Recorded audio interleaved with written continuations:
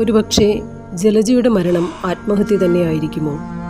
ആത്മഹത്യ ചെയ്യുന്നവർ യഥാർത്ഥത്തിൽ അനുകമ്പയർഹിക്കുന്നവർ തന്നെയാണ്. അവർ ഒരിക്കലും മരണത്തോടുള്ള ഇഷ്ടം കൊണ്ടായിരിക്കില്ല അങ്ങനെ ചെയ്യുന്നത്. ജീവിതത്തോടുള്ള വെറുപ്പ് കൊണ്ടായിരിക്കും. ജീവിതത്തെ എന്നേക്കുമായി വിട്ടുപിരിയാനുള്ള അവരുടെ ധൈര്യം അതൊന്നു വേറെ തന്നെയാണ്. മരണത്തിൻ്റെ ആധികാരികതയിലേക്ക് ഇടിച്ചു കയറി ചെല്ലാനുള്ള ചങ്കൂറ്റം. ജനനത്താഴിട്ട് പൂട്ടിയ ജീവിതത്തെ തല്ലിത്തകർത്ത് മരണത്തിലേക്ക് രക്ഷപ്പെടുവാനുള്ള വെമ്പൽ. ഈ ജീവിതം മൊത്തത്തിൽ മരണത്തിനു വേണ്ടിയുള്ളതാണെങ്കിലും തനിക്കിപ്പോഴും മരണത്തെ ഭയമാണ്. വർഷങ്ങൾക്ക് മുന്നേ ഭ്രാന്താശുപത്രിയിൽ വെച്ച് നടത്തിയ ആത്മഹത്യാ ശ്രമത്തിന് ശേഷം വീണ്ടും മരണത്തെ സ്പർശിക്കുവാൻ താൻ ഒരുമ്പെടാത്തത് അതുകൊണ്ട് തന്നെയാണ്. ഇത്രയധികം മരണങ്ങൾ കൊണ്ട് നിർമ്മിച്ചെടുത്ത ഈ ലോകത്ത് താൻ ഇന്നും തുടർന്നു പോകുന്നത് അങ്ങനെയൊക്കെ തന്നെയാണ്. അടുത്ത നിരാശയും സങ്കടവുമായിരുന്നു. അതായിരുന്നു അന്നത്തെ പ്രേരണ.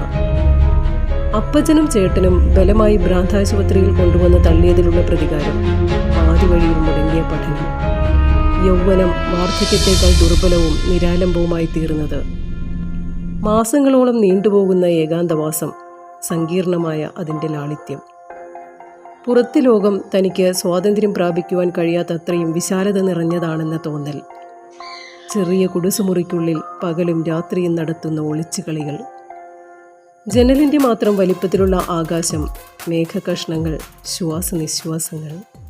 തൻ്റെ ജീവിതത്തിൽ ഇപ്പോഴും അഭംഗുരം തുടരുന്ന ആത്മകഥങ്ങളുടെ തുടക്കം അവിടെ വെച്ച് തന്നെയായിരുന്നു.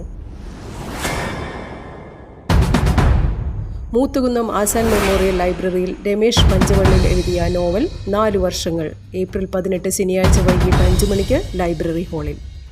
ജീവിതത്തിൻ്റെ വൈരുദ്ധ്യങ്ങളെ, അസംബന്ധങ്ങളെ നോവൽ അനാവരണം ചെയ്യുന്നു. 4 വർഷങ്ങൾ എന്ന നോവലിനെ കുറിച്ചുള്ള സംവാദം.